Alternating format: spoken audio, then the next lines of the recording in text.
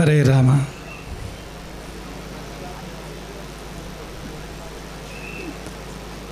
ಕರುಣ ರಸದ ಕೋಡಿ ವರಿವ ಕಟಾಕ್ಷದ ಪರತತ್ವ ವರೂಪವ ಆಲಾಪದ ಪರಪುಣ್ಯಮಯ ಶರೀರದ ನಿರಾಭಾರಿ ಗುರುವಿರಲಿ ಎನ್ನ ಮಾನಸದಿ, ಆ ಸದ್ಗುರುವಿರಲಿ ಸಮಸ್ತರ ಮಾನಸದಿ. ಆಪದಾಮಪಹರ್ತಾರಂ ದಾತಾರಂ ಸರ್ವಸಂಪದಾಂ ಲೋಕಾಭಿರಾಮಂ ಶ್ರೀರಾಮಂ ಭೂಯೋ ಭೂಯೋ ನಮಾಮ್ಯಹಂ. ಅಂಜನಾನಂದನಂ ವೀರಂ ಜಾನಕೀ ಶೋಕನಾಶನಂ ಕಪೀಶಂ ಅಕ್ಷಹಂತಾರಂ ವಂದೇ ಲಂಕಾಭಯಂಕರಂ. ಮೊದಲನೇದಾಗಿ ಆದಿಶಂಕರಾಚಾರ್ಯರ ಸಮಯದಿಂದ ಇಲ್ಲಿಯವರೆಗೆ ಯತಿಪುಂಗವರು ಪ್ರತಿನಿತ್ಯವೂ ಆರಾಧಿಸಿಕೊಂಡು ಬಂದ ಸೀತಾರಾಮಚಂದ್ರ, ಚಂದ್ರಮೌಳೀಶ್ವರ, ರಾಜರಾಜೇಶ್ವರಿಯೇ ಮೊದಲಾದ ಎಲ್ಲ ದೇವರುಗಳ ಸನ್ನಿಧಾನದಲ್ಲಿ ಪೊಡಮಟ್ಟು ಅವರ ಆಶೀರ್ವಾದ ನಮ್ಮ ಕನ್ಯಾನ ಸದಾಶಿವ ಶೆಟ್ಟರ ಮೇಲೆ, ಅವರ ಕುಟುಂಬದ ಮೇಲೆ, ಅವರು ಕಟ್ಟಿದ ಹೊಸ ಮನೆ ಮೇಲೆ, ಗೋಶಾಲೆಯ ಮೇಲೆ ನಿರಂತರವಾಗಿ ಇರಲಿ ಎಂಬುದಾಗಿ ಸಂಪ್ರಾರ್ಥನೆ ಮಾಡಿ, ಈ ಒಂದು ಅಪರೂಪದ ಸಂದರ್ಭದಲ್ಲಿ ಆಶೀರ್ವಾದದ ರೂಪದ ಕೆಲವಾರು ಮಾತುಗಳನ್ನು ಆಡಬಯಸ್ತೇವೆ. ಸದಾಶಿವ ಶೆಟ್ಟರು ಪ್ರಾಸ್ತಾವಿಕ ಮಾತನಾಡುವಾಗ ಹೇಳಿದರು, ಗುರುಗಳು ಬಹಳ ದೂರದಿಂದ ಬಂದಿದ್ದಾರೆ, 5:30 ಗಂಟೆ ದೂರ ಶಿರಸಿಯಿಂದ ಬಂದು ಪುನಃ 5:30 ಗಂಟೆ ಅಲ್ಲಿಗೆ ಹೋಗಬೇಕು ಎಂಬುದನ್ನು ಅವರು ನೆನಪು ಮಾಡಿಕೊಂಡ್ರು. ಮೊನ್ನೆ ಒಂದು ಘಟನೆ ನಡೆದಿದ್ದು ಹೇಗೆ, ಅಲ್ಲಿ ದೈಗೋಳಿಯಲ್ಲಿ ನಾವಿದ್ದೆವು, ಅಲ್ಲಿ ಸಭಾ ಕಾರ್ಯಕ್ರಮ ಇತ್ತು. ಸಭಾ ಕಾರ್ಯಕ್ರಮಕ್ಕೆ ಅವರಿಗೆ ಸದಾಶಿವ ಶೆಟ್ಟರಿಗೆ ಆಮಂತ್ರಣ ಇತ್ತು. ಅವರು ಏನು ಹೇಳಿದ್ರು ಅಂದರೆ, ನಾನು ಸಭೆಗೆ ವೇದಿಕೆಗೆ ಬರಲಿಕ್ಕಿಲ್ಲ, ನಿಮ್ಮನ್ನು ಭೇಟಿ ಮಾಡಲಿಕ್ಕೆ ಬರ್ತೇನೆ, ಎಷ್ಟೊತ್ತಿಗೆ ಬರಲಿ? ರಾತ್ರಿ ಬರಲ್ಲ ಅಂತ ಅವ್ರು ಕೇಳಿದರು. ರಾತ್ರಿ ಬೇಡ, ನೀವು ಮಧ್ಯಾಹ್ನ ಬರ್ತೀರಾ ಅಂತ ನಾವು ಹೇಳಿದ್ವು. ರಾತ್ರಿ ಬರುವುದಾಗಿದ್ದರೆ ಬಹುಶಃ ಅವರಿಗೆ ಅವರ ತಿರುಗಾಟ ಹೆಚ್ಚಾಗ್ತಿರಲಿಲ್ಲ. ಅವರು ಹೇಗೂ ಮನೆಗೆ ಹೋಗುವಾಗ ದೈಗಳಿಗೆ ಬಂದು ಹೋಗಲಿಕ್ಕೆ ಸಾಧ್ಯ ಆಗ್ತಿತ್ತು ಅವರಿಗೆ. ಆದರೆ ಮಧ್ಯಾಹ್ನವೇ ಬನ್ನಿ ಅಂತ ನಾವು ಹೇಳಿದ್ರಿಂದ ಅವರು ದೈಗಳಿಗೆ ಬಂದು ಪುನಃ ಮಂಗಳೂರು ಕಡೆಗೆ ಹೋಗಿ ಪುನಃ ಅವ್ರು ಈ ಕಡೆಗೆ ಬರುವ ಹಾಗೆ 1-2 ತಿರುಗಾಟ ಹಿಂದೆ ಮಧ್ಯೆ ಮಾಡುವ ಹಾಗೆ ಅವರಿಗಾಯಿತು. ಅದನ್ನು ನಾವು ಬಡ್ಡಿ ಸಮೇತ ತಿರುಗಿಸಿ ಕೊಟ್ಟಿದ್ದೀವಿ. ಯಾಕೆಂದರೆ ಶಿರಸಿಯಿಂದ ಇಲ್ಲಿಗೆ ಬಂದು ಪುನಃ ಶಿರಸಿ ಸಮೀಪದ ಸಿದ್ದಾಪುರಕ್ಕೆ ನಾವು ಹೋಗುವಂಥದ್ದು. ಮೊನ್ನೆ ಅವರನ್ನು ನಾವು ಕೇಳಿದ್ವು, ಪಾಪ ನಿಮಗೆ ಸಾಯಂಕಾಲ ಬರುವ ಹಾಗೆ ನಾವು ಮಾಡಿದರೆ ನಿಮಗೆ ಒಂದೇ ತಿರುಗಾಟದಲ್ಲಿ ಆಗ್ತಿತ್ತದು. ಆದರೆ ಮಧ್ಯಾಹ್ನ ಬನ್ನಿ ಅಂತ ಹೇಳಿದ್ರಿಂದ ಬಂದು ಹೋಗಿ ಪುನಃ ಬಂದಲ್ಲಿಗೆ ಪುನಃ ಹೋಗಿ ಬರುವಂತೆ ನಿಮಗೆ ಆಯ್ತಲ್ಲ ಎಂಬುದಾಗ ನಾವು ಮೊನ್ನೆ ಅವರಲ್ಲಿ ನೆನಪು ಮಾಡ್ಕೊಂಡಿದ್ವು. ಆದರೆ ಈಗ ಸಮಾಧಾನ ಆಗಿದೆ. ಯಾಕೆಂದರೆ ಅವರ ಮನೆ ಮಕ್ಕಳನ್ನ ಕಾರ್ಯಕ್ರಮಕ್ಕೆ ಶಿರಸಿಯಿಂದ ಬಂದು ನಾವು ಪುನಃ ಶಿರಸಿಗೆ ಹೋಗ್ತಾ ಇದ್ದೇವೆ. ಯಾವುದು ಹೀಗೆ ನಮ್ಮನ್ನು ಭರಿಸುವಂಥದ್ದು? ಏನು ನಮ್ಮನ್ನು ಇಲ್ಲಿಗೆ ಭರಿಸಿದೆ? ನಮ್ಮನ್ನು ಮಾತ್ರ ಅಲ್ಲ, ಇಲ್ಲಿರ್ತಕ್ಕಂಥ ಅನೇಕ ಯತಿವರಣ್ಯರಿದ್ದಾರೆ, ಅವರನ್ನು ಏನು ಇಲ್ಲಿಗೆ ಕರ್ಕೊಂಡು ಬಂದಿದೆ? ನಿಮ್ಮೆಲ್ಲರನ್ನು ಕೂಡ ಯಾವುದು ಇಲ್ಲಿಗೆ ಕರ್ಕೊಂಡು ಬಂದಿರುವಂಥದ್ದು ಅಂದರೆ ಅದಕ್ಕೆ ಹೆಸರು ಪ್ರೀತಿ. ಪ್ರೀತಿ ಕರ್ಕೊಂಡು ಬಂದಿರುವಂಥದ್ದು, ಬೇರೆ ಏನೂ ಅಲ್ಲ. ಪ್ರೀತಿಗಾಗಿ ಬಂದಿರುವಂಥದ್ದು. ಅವರು ಆ ದಿನ ಮನೆ ಮಕ್ಕಳಿಗೆ ಆಮಂತ್ರಣ ಮಾಡಿದರು, ಆದರೆ ಅವರು ನಿರ್ಬಂಧ ಮಾಡಲಿಲ್ಲ. ಸಾಮಾನ್ಯವಾಗಿ ನಮಗೆ ಯಾವ ರೀತಿಯ ಕರೆ ಅಭ್ಯಾಸ ಅಂದರೆ, ಗುರುಗಳು ಬರಲೇಬೇಕು, ಯಾವ ಕಾರಣಕ್ಕೂ ಬರಬೇಕು, ಬರೆದಿದ್ದರೆ ಆಗಲಿಕ್ಕೆ ಇಲ್ಲ ಅಂಥೇಳಿ ಒತ್ತಾಯ ಮಾಡಿ ಮತ್ತು ನಮಗೆ ಹಿಂದೆ ಮುಂದೆ ಬಿಡದೆ ಹೋಗಲೇಬೇಕು ಅನ್ನೋ ಸಂದರ್ಭ ನಿರ್ಮಾಣ ಮಾಡ್ತಾರೆ. ಆದರೆ ಇವರು ಹಾಗಲ್ಲ.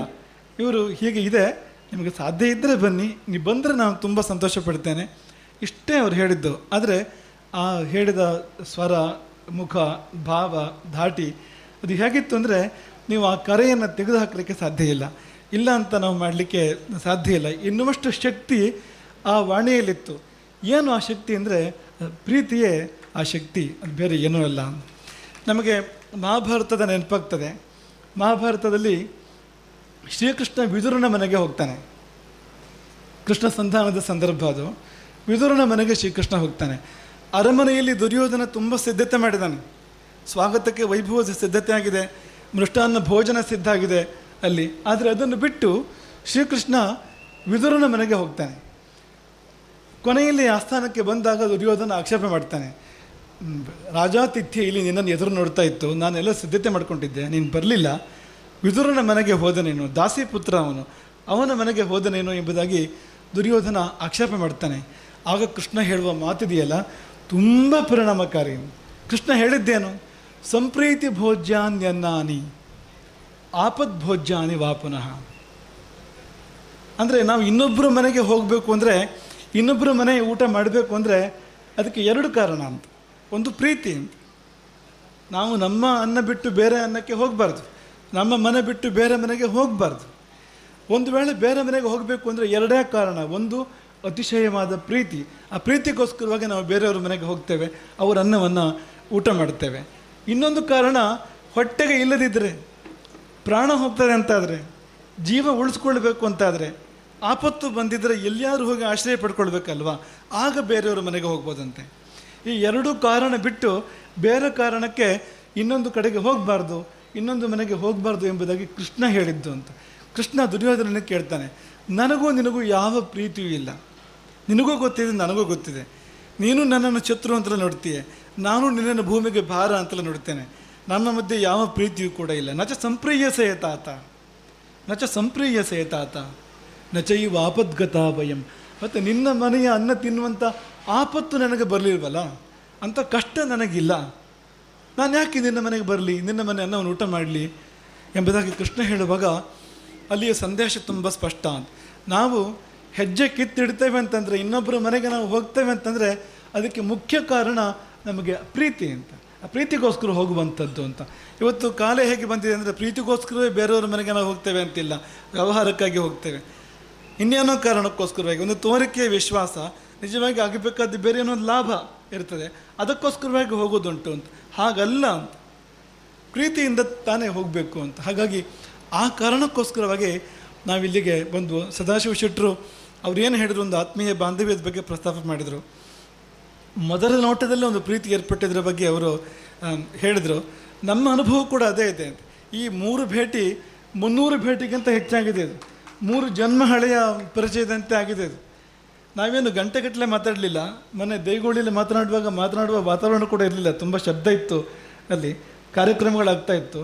ಆದರೂ ಕೂಡ ನೀವು ಪ್ರೀತಿಯ ವಿನಿಮಯಕ್ಕೆ ಭಾಷೆಯೇ ಬೇಕು ಅಂತ ಇಲ್ಲ, ಶಬ್ದ ಬೇಕು ಅಂತ ಇಲ್ಲ, ಗಂಟೆಗಳು ಬೇಕು, ದಿನಗಳು ಬೇಕು ಅಂತಿಲ್ಲ, ಅಲ್ಲಿ ದ್ರವ್ಯ ವಿನಿಮಯ ಆಗಬೇಕು ಅಂತಿಲ್ಲ, ಅಲ್ಲಿ ಹಣಕಾಸಿನ ಸಂದರ್ಭ ಏನೂ ಇಲ್ಲ. ಅದು ಪ್ರೀತಿಯನ್ನು ಕಡಿಮೆ ಮಾಡ್ತದೆ ಎಷ್ಟೋ ಬಾರಿ. ಅದು ಇಲ್ಲದಿದ್ದರೆ ಪ್ರೀತಿ ತುಂಬ ಚೆನ್ನಾಗಿರ್ತದೆ. ಅಣ್ಣ ತಮ್ಮಂದಿರು ತುಂಬ ಚೆನ್ನಾಗಿರ್ತಾರೆ, ತುಂಬ ಪ್ರೀತಿಯಿಂದ ಇರ್ತಾರೆ. ಮಧ್ಯೆ ಬರೋದು ಯಾವುದು ಅಂದರೆ ಆಸ್ತಿ ಪಾಸ್ತಿ, ಹಣಕಾಸು ತಾನೇ. ಹಣ ಪ್ರೀತಿಯನ್ನು ಹೆಚ್ಚು ಮಾಡುವಂಥದ್ದು ಅಂತ ಇಲ್ಲ ಎಲ್ಲಿಯೂ ಕೂಡ ಅಂತ. ಹಾಗಾಗಿ ಆ ಸಂಪ್ರೀತಿ, ಆ ಪ್ರೀತಿ ಅದು ಜೀವನದ ಸಾರ ಎಂಬುದಾಗಿ ನಮ್ಮ ಒಂದು ಭಾವನೆ. ಸದಾಶಿವ ಶೆಟ್ಟರು ಈ ಮನೆಯನ್ನು ಯಾಕೆ ಕಟ್ಟಿದರು, ಲೀಲಾ ಸದನವನ್ನು ಯಾಕೆ ಕಟ್ಟಿದರು? ಪ್ರೀತಿಗೋಸ್ಕರ ಕಟ್ಟಿದರು. ಏನು ಪ್ರೀತಿ ಇದ್ದಂದರೆ, ಮನೆಯ ಸದಸ್ಯರೆಲ್ಲ ಬರಬೇಕು, ಎಲ್ಲ ನಮ್ಮ ಒಟ್ಟಿಗೆ ಇರಬೇಕು, ಇರಲಿಕ್ಕೆ ಒಂದು ಸ್ಥಾನ ಬೇಕು ಅಂತ. ಇರುವ ಮನೆ ಸ್ಥಳ ಸಾಕಾಗಲಿಲ್ಲ. ಹಾಗಾಗಿ ಎಲ್ಲರೂ ಬಂದು, ಹೊಸ ತಲೆಮಾರು, 4ನೇ ತಲೆಮಾರು, ಅವರೆಲ್ಲರೂ ಬಂದು ಇರಲಿಕ್ಕೆ, ಒಟ್ಟಿಗೆ ಇರಲಿಕ್ಕೆ ಒಂದು ಸ್ಥಳ ಬೇಕು ಅಂತ. ಅದೇನದು? ಪ್ರೀತಿ ಅಂತ. ಹಾಗೆ ಆಗಬೇಕು ಅಂತ ಹೇಳಿದ್ದ್ಯಾರು? ಅವರ ತಾಯಿ ಲೀಲಾವತಿ ಹೇಳಿದ್ದು ಅದನ್ನು, ಹೀಗಾಗಬೇಕು ಅಂತ. ಆ ತಾಯಿಯ ಮೇಲಿನ ಪ್ರೀತಿ ಮಾಡಿಸ್ತು. ನೋಡಿ ಇಲ್ಲೆಲ್ಲ ಏನು ಕೆಲಸ ಮಾಡ್ತಾ ಇದೆ ಅಂತ, ಪ್ರೀತಿಯೇ ಕೆಲಸ ಮಾಡ್ತಾ ಇರುವಂಥದ್ದು ಅಂತ. ತಾಯಿಯ ವಾಕ್ಯ, ತಾಯಿಯ ಮೇಲಿನ ಪ್ರೀತಿ, ಆಮೇಲೆ ಎಲ್ಲರೂ ಒಟ್ಟಿಗೆ ಇರಬೇಕು ಅನ್ನುವಂಥ ಒಂದು ಭಾವ, ಇದೆಲ್ಲ ಇವತ್ತು ಅಪರೂಪ ಆಗಿದೆ. ಇವತ್ತು ನಾವು ಎಷ್ಟು ಮಂದಿ ತಾಯಿಯನ್ನು ಪ್ರೀತಿಸ್ತಾ ಇದ್ದೇವೆ, ಎಷ್ಟು ಮಂದಿ ತಂದೆಯನ್ನು ಪ್ರೀತಿಸ್ತಾ ಇದ್ದೇವೆ. ನಾವು ತಾಯಿ ತಂದೆಯನ್ನ ಮೂಲೆ ಗುಂಪು ಮಾಡ್ತೇವೆ. ಅವರು ದುಡಿಯುವಷ್ಟು ದುಡಿದು, ನಮ್ಮನ್ನು ಬೆಳೆಸುವಷ್ಟು ಬೆಳೆಸಿ, ನಮಗೆ ಒಳ್ಳೇದು ಮಾಡುವಷ್ಟು ಮಾಡಿ ಆದ ಮೇಲೆ, ಹಸು ಹಾಲು ಕೊಡುವಷ್ಟು ಕೊಟ್ಟ ಆದ ಮೇಲೆ, ಇನ್ನು ಹಸು ಹಾಲು ಕೊಡಲಿಕ್ಕಿಲ್ಲ ಅಂತಾದರೆ ಹಸುವಿಗೆ ಏನು ಗತಿಯೋ ತಂದೆ ತಾಯಿಗಳಿಗೆ ಹತ್ತಿರ ಅದೇ ಗತಿ, ಅಧೋಗತಿ. ಅದು ಇವತ್ತಿರ್ತಕ್ಕಂಥ ಒಂದು ಪರಿಸ್ಥಿತಿ. ಹಾಗಾಗಿ ಈ ಮನೆ ಇಡೀ ಸಮಾಜಕ್ಕೆ ಸಂದೇಶ ಅಂತ. ಏನು ಸಂದೇಶ ಅಂದರೆ, ತಾಯಿ ತಂದೆಯರನ್ನು ಪ್ರೀತಿಸಿ ಅವರ ಅಪೇಕ್ಷೆಗಳನ್ನು, ಆಶೋತ್ತರಗಳನ್ನು ಈಡೇರಿಸಿ. ಅವರು ಗತಿಸಿದ ಮೇಲೆ ನೀವು ವೈಭವ ಮಾಡೋದಲ್ಲ, ಅವರು ಇರುವಾಗಲೇ ಅವರ ಮಾತನ್ನು ಕೇಳಿ ಅವರ ಆಸೆಗಳನ್ನು ಈಡೇರಿಸಿ, ಆಗ ನಿಮಗೆ ನಿಜವಾದ ಒಂದು ಆ ಪುತ್ರತ್ವದ ಸಾರ್ಥಕತೆ ಬರ್ತದೆ. ಇಲ್ಲಿ ತಾಯಿ ತಂದೆಯವರು ಕಟ್ಟಿದ ಮನೆ, ಸಣ್ಣ ಮನೆ. ಸದಾಶಿವ ಶೆಟ್ಟರು ಅವರ ಎಳೆ ವಯಸ್ಸಿನಲ್ಲಿ ಅವ್ರ ತಂದೆ ತಾಯಿ ಕಟ್ಟಿರ್ತಕ್ಕಂಥದ್ದು. ಈಗಲೂ ಕೂಡ ಆ ಮನೆಯನ್ನು ಅದೇ ರೀತಿ ಇಟ್ಕೊಳ್ಳಲಾಗಿದೆ, ಕೊಂಚ ನವೀಕರಣ ಮಾಡಿ ಅದಕ್ಕೆ ಅದೇ ರೂಪ ಕೊಟ್ಟು ಇಟ್ಕೊಳ್ಳಲಾಗಿದೆ. ಅದು ತಾಯಿ ತಂದೆಯರ ಮೇಲೆ ಪ್ರೀತಿ, ಇದು ಕುಟುಂಬ ಪ್ರೀತಿ. ಇವತ್ತು ಈ ಕುಟುಂಬವೂ ಕೂಡ ಒಡೆದು ಹೋಗ್ತಾ ಇದೆ. ಈ ದೇಶದ ವೈಶಿಷ್ಟ್ಯ ಕುಟುಂಬ ಜೀವನ ಪದ್ಧತಿ, ಇಲ್ಲಿಯ ವೈಶಿಷ್ಟ್ಯ. ವಿದೇಶಗಳಿಗೆ ಹೋದರೆ ಅಲ್ಲಿ ಕುಟುಂಬ ಎನ್ನುವುದಕ್ಕೆ ಯಾವ ಅರ್ಥವೂ ಕೂಡ ಇಲ್ಲ.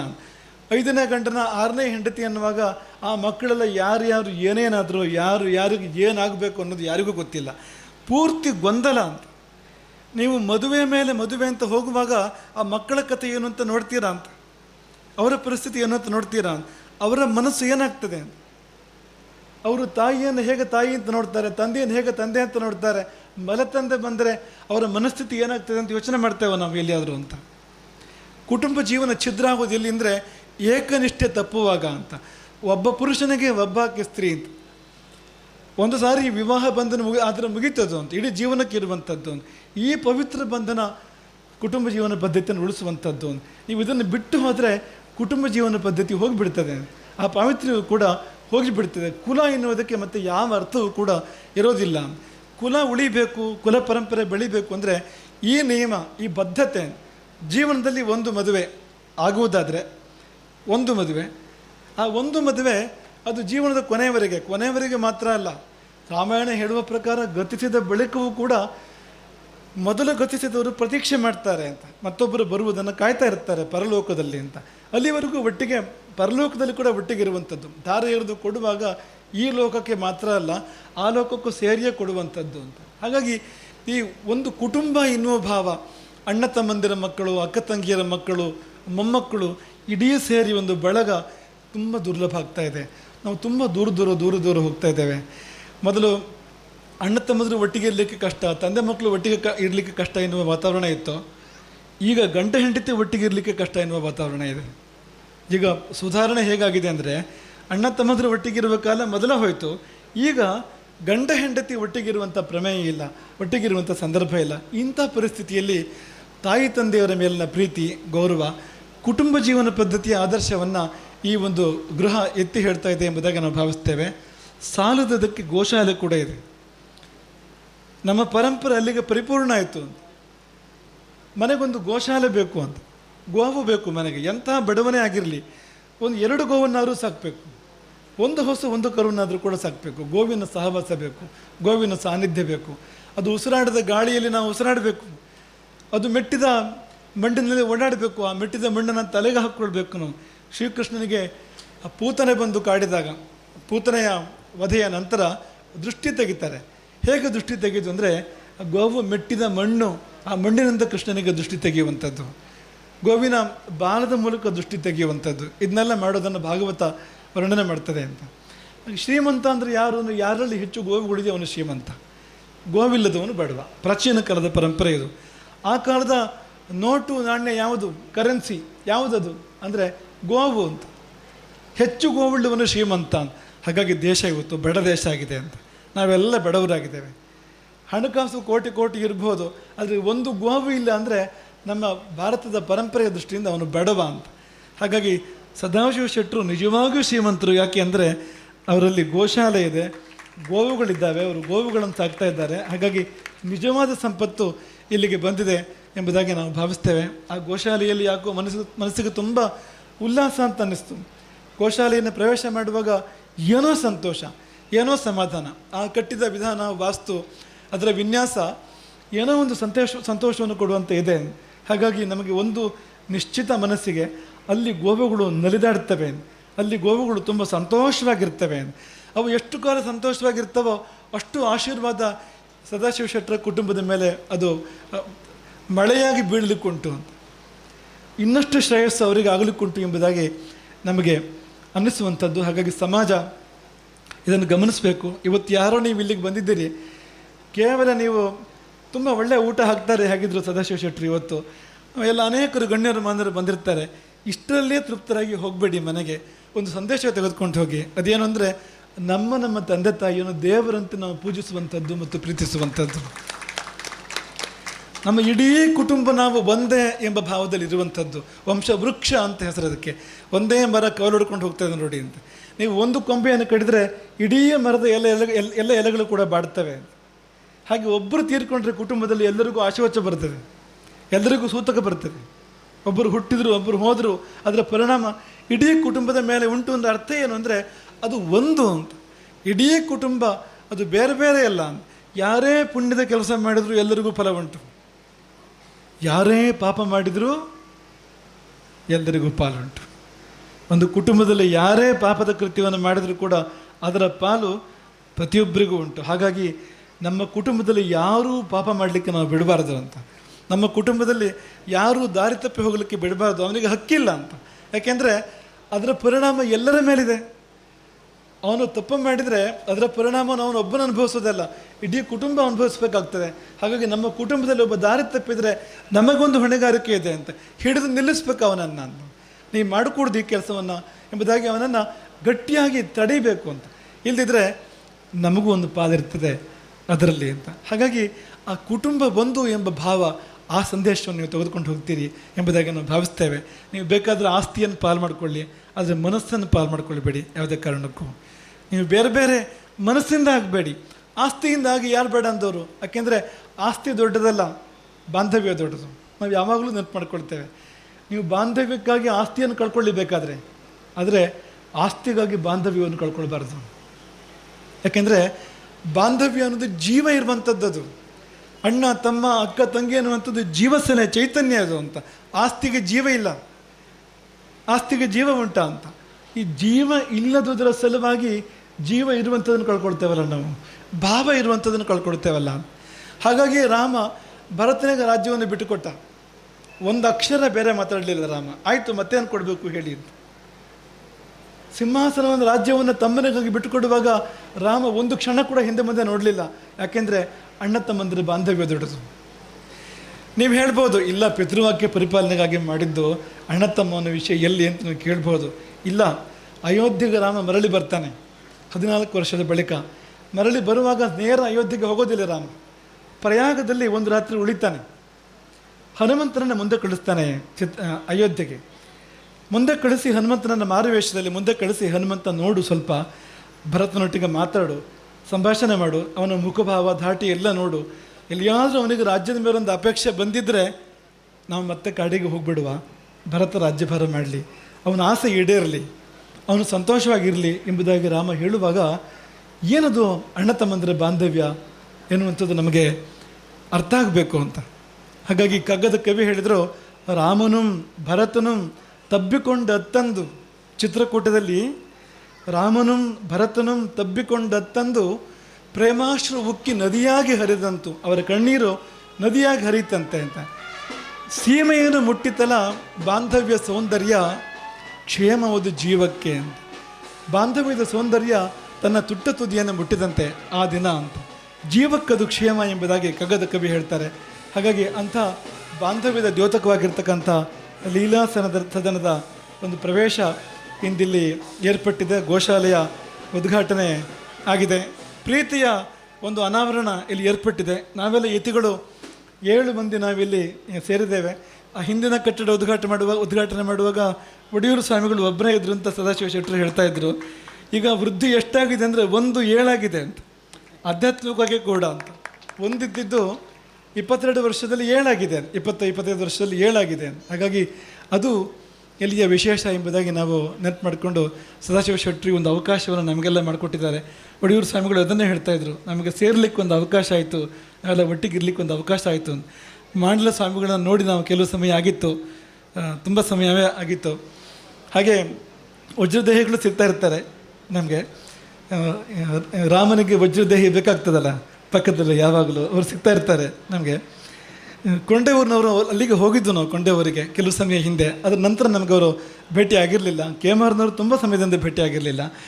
ನಾವೆಲ್ಲ ಒಟ್ಟಿಗೆ ಸೇರುವಂಥ ಒಂದು ಅವಕಾಶ ಇಲ್ಲಿ ಕೂಡಿ ಬಂತು ಅನ್ನೋದಕ್ಕೆ ಅದರ ಶ್ರೇಯಸ್ಸು ಸದಾಶಿವ ಶೆಟ್ಟರಿಗೆ ಹೋಗ್ತದೆ. ಒಂದು ಹೆಚ್ಚುವರಿ ಪುಣ್ಯ ಅದು. ಈ ಎಲ್ಲ ಪುಣ್ಯದ ಜೊತೆಯಲ್ಲಿ ಈ ಸಂತರ ಸಮಾಗಮದ ಒಂದು ಹೆಚ್ಚುವರಿ ಪುಣ್ಯ ಅವರಿಗೆ ಸಲ್ತದೆ ಎಂಬುದಾಗಿ ನಾವು ಹೇಳಿ, ಕೊಟ್ಟ ಕೊನೆಯಲ್ಲಿ ನಾವು ಹಾರೈಸುವಂಥದ್ದು ಸದಾಶಿವ ಶೆಟ್ಟರ ಕುಟುಂಬ ಬೆಳೆಯಲಿ. ಈ ಲೀಲಾ ಸಾಧನ ಸಾಕಾಗದೆ ಹೋಗಲಿ, ಅವರು ಇನ್ನೊಂದು ಕಟ್ಟಡ ಕಟ್ಟುವಂತೆ, ಮತ್ತೊಂದು ಕಟ್ಟಡ ಕಟ್ಟುವಂತೆ, ಆ ಕುಟುಂಬ ಬೆಳೆಯಲಿ ಮಾತ್ರ ಅಲ್ಲ, ಆ ಕುಟುಂಬದಲ್ಲಿ ಧರ್ಮ ಬೆಳೆಯಲಿ, ಆ ಕುಟುಂಬದಲ್ಲಿ ಲಕ್ಷ್ಮಿ ಸಮೃದ್ಧಿ ಅದು ಬೆಳೆಯಲಿ, ಆ ಕುಟುಂಬದಲ್ಲಿ ಪ್ರೀತಿ ಬೆಳೆಯಲಿ. ಎಲ್ಲಕ್ಕಿಂತ ಮುಖ್ಯವಾಗಿ ಪ್ರೀತಿಯೇ ಜೀವನದ ಸಾರ, ಪ್ರೀತಿಯೇ ಜೀವನದ ಜೀವನಾಡಿ ಅದು ಅಂತ. ಆ ಪ್ರೀತಿ ಇಡೀ ಕುಟುಂಬದಲ್ಲಿ ಬೆಳೆದು ಅವರ ವಿಸ್ತೃತ ಕುಟುಂಬ ಇದೆಯಲ್ಲ ಸಮಾಜ, ಅಲ್ಲಿಗೆ ಅದು ಆ ಪ್ರೀತಿ ಹರಿಯಲಿ ಸಮಾಜದ ಕಡೆಗೆ ಎಂಬುದಾಗಿ ಇನ್ನೊಂದು ಸಾರಿ ನಾವು ಹಾರೈಸಿ ಇಲ್ಲಿ ಸೇರಿದ ಎಲ್ಲರನ್ನೂ ಮನಸಾರೆ ಆಶೀರ್ವದಿಸಿ, ಎಲ್ಲ ಸಂತ ವರೇಣ್ಯರನ್ನು, ಸಂತಶ್ರೇಷ್ಠರನ್ನು ಅಭಿನಂದಿಸಿ, ನಿಮ್ಮ ಸಮಾಯೋಗ ಇವತ್ತಿನ ನಮ್ಮ ಯೋಗ ಎಂಬುದಾಗಿ ಅದನ್ನು ಒಮ್ಮೆ ನೆನಪು ಮಾಡಿಕೊಂಡು ಇನ್ನೊಮ್ಮೆ ಸದಾಶಿವ ಶೆಟ್ಟರನ್ನ ಮನಸಾರೆ ಆಶೀರ್ವದಿಸ್ತೇವೆ. ಎಲ್ರಿಗೂ ಒಳ್ಳೆಯದಾಗಲಿ ಅಂತ ಪುಣ್ಯ ಆಗ್ತದೆ. ಹರೇ ರಾಮ.